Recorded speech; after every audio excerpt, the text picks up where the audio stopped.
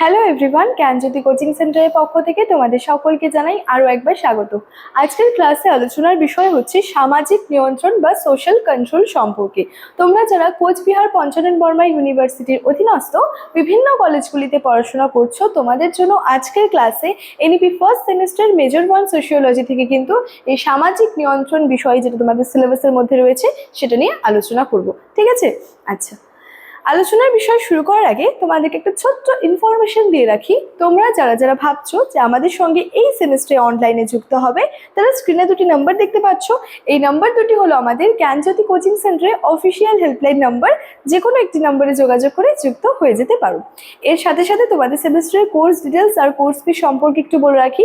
তোমরা যারা যারা বিভিন্ন কলেজগুলিতে মেজর নিয়ে পড়াশোনা করছো, তোমাদের জন্য কোর্স ফি রয়েছে 1299। তোমরা যারা মাইনর নিয়ে পড়াশোনা করছো, তোমাদের কোর্স ফি রয়েছে 699। এর সাথে সাথে কোর্স ডিটেলস সম্পর্কে একটু বলে রাখি যে এই যে তোমরা মেজরের স্টুডেন্টস অথবা মাইনরের স্টুডেন্টস হও, তোমরা যে এই কোর্স ফি বিনিময়ে আমাদের সঙ্গে যুক্ত হবে, তো কি কি সুযোগ সুবিধাগুলি পেয়ে যাবে। প্রথমেই তোমরা পেয়ে যাবে আমাদের কাছ থেকে proper guidance, then recorded classes, high quality notes এবং 100% কমন সাজেশনসগুলো কিন্তু পেয়ে যাবে। ঠিক আছে? আচ্ছা,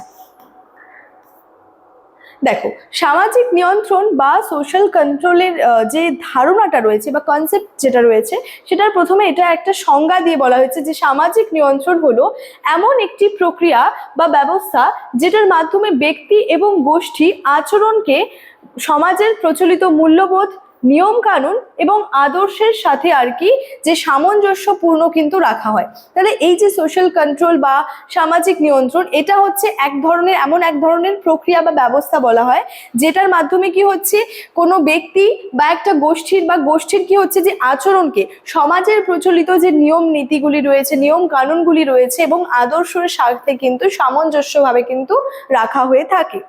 এ সম্পর্কে সমাজবিজ্ঞানী বস, যেটা এখানে রস রয়েছে, রস সর্বপ্রথম এই ধারণাটি ব্যাপকভাবে কিন্তু উপস্থাপন করেছিলেন।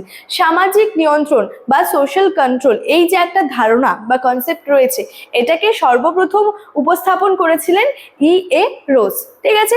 তারপর এটা দেখো রয়েছে প্রধান বৈশিষ্ট্য সমূহ, অর্থাৎ সামাজিক নিয়ন্ত্রণের ধারণাটা আমরা জানলাম, এটার কিছু বৈশিষ্ট্য রয়েছে। যেমন বলেছে সর্বজনীনতা, এটি বিশ্বের সকল সমাজে বিদ্যমান একটি ধারাবাহিক প্রক্রিয়া।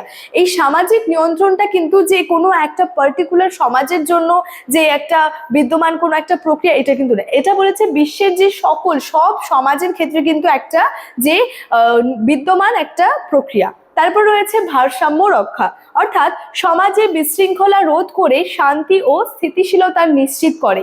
এই সামাজিক নিয়ন্ত্রণটা কি করে?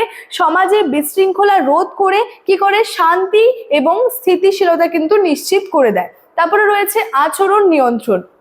এখানে কি রয়েছে দেখো, যে অনাকাঙ্ক্ষিত বা যে সমাজ বিরোধী আচরণকে এটা কিন্তু প্রতিরোধ করে। তাহলে বিভিন্ন ক্ষেত্রে কি হচ্ছে, সামাজিক নিয়ন্ত্রণটা কিন্তু কাজ করছে। ঠিক আছে?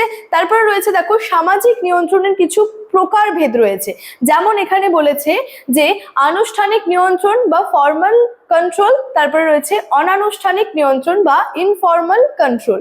অর্থাৎ যে সোশ্যাল কন্ট্রোলের এখানে যে প্রকারভেদটা রয়েছে, টাইপস অফ সোশ্যাল কন্ট্রোল, এখানে রয়েছে প্রথমত ফর্মাল কন্ট্রোল, দেন রয়েছে ইনফর্মাল কন্ট্রোল। প্রথমে দেখো আনুষ্ঠানিক নিয়ন্ত্রণ বলছে আইন, রাষ্ট্র, পুলিশ, আদালত, সংবিধানের মাধ্যমে লিখিত বিধিমালার ভিত্তিতে কার্যকর করা হয়। নিয়ম অমান্য করলে সুনির্দিষ্ট শাস্তির কিন্তু বিধানটা থেকে থাকে। তাহলে কি হচ্ছে, আনুষ্ঠানিক নিয়ন্ত্রণ মধ্যে রাষ্ট্র, পুলিশ, আইন, বিচার, এগুলোর মাধ্যমে কি হচ্ছে, লিখিত বিধিমালার ভিত্তিতে কিন্তু এটা কার্যকর হচ্ছে, যেটা ফর্মাল কন্ট্রোলটা। ঠিক আছে? এই কোনো ক্ষেত্রে যদি কোনো নিয়ম অমান্য করা হয়, সেক্ষেত্রে কিন্তু সুনির্দিষ্ট শাস্তির ব্যবস্থাটাও রয়েছে। আর অনানুষ্ঠানিক নিয়ন্ত্রণ বা ইনফর্মাল কন্ট্রোলের মধ্যে যেটা বলেছে, পরিবার, ধর্ম, ঐতিহ্য, কৃষ্টি, প্রথা এবং লোকরীতির মাধ্যমে স্বতঃস্ফূর্তভাবে এটা অর্জিত হয় এবং এটি ব্যক্তির নৈতিকতা বোধ জাগ্রত করে সমাজকে সুশৃঙ্খল কিন্তু রাখে। ঠিক আছে? তাহলে এই যে অনানুষ্ঠানিক নিয়ন্ত্রণের মধ্যে কি হচ্ছে, যেটা হচ্ছে পরিবার, ধর্ম বা ঐতিহ্য, বিভিন্ন লোকরীতি, এগুলোর মাধ্যমে কিন্তু স্বতঃস্ফূর্তভাবে এটা কিন্তু অর্জিত হচ্ছে। যেটা কি করছে, যেটা একজন ব্যক্তির যে ব্যক্তিগত তার মধ্যে যে নৈতিকতা বোধ রয়েছে, সেটাকে কিন্তু জাগ্রত করছে, যার ফলে কি হচ্ছে, সমাজকে কিন্তু এটা সুশৃঙ্খল কিন্তু রাখছে। ঠিক আছে? নেক্সট রয়েছে সামাজিক নিয়ন্ত্রণের প্রধান কিছু বাহন সমূহগুলি রয়েছে। এবার এটার মধ্যে কি বলেছে দেখো, প্রথমে রয়েছে পরিবার ও সমাজ, অর্থাৎ শিশুর প্রাথমিক সামাজিকীকরণটা কিন্তু পরিবারের মাধ্যমেই ঘটে থাকে।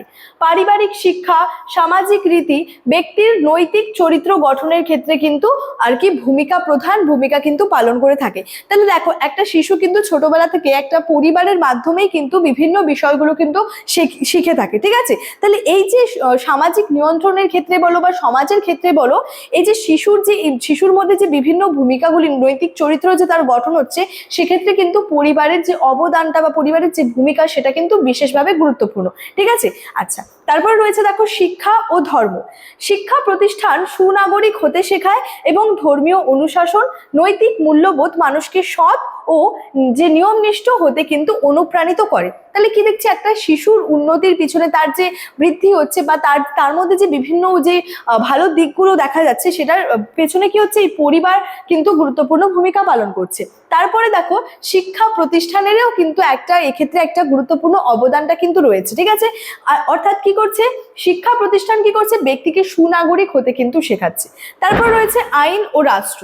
এখানে কি বলছে দেখো, রাষ্ট্রীয় প্রশাসন, পুলিশ ব্যবস্থা, বিচারিক আইন অপরাধ দমন করে সর্বসাধারণের নিরাপত্তা ও সামাজিক ন্যায় বিচার কিন্তু নিশ্চিত করছে। তাহলে কি হচ্ছে, সামাজিক নিয়ন্ত্রণের কিন্তু প্রধান বেশ কিছু যে গুরুত্বপূর্ণ দিকগুলো রয়েছে, যার মধ্যে পরিবার রয়েছে, সমাজ, শিক্ষা প্রতিষ্ঠান, ধর্ম, এগুলো কিন্তু খুবই গুরুত্বপূর্ণ ভূমিকা পালন করে থাকে, ঠিক আছে। তো মূলত সোশ্যাল কন্ট্রোল বা সামাজিক নিয়ন্ত্রণ বলতে কি বুঝিয়ে থাকে, এই টপিকটা নিয়ে কিন্তু আজকের ক্লাসে আলোচনার বিষয় এতটাই।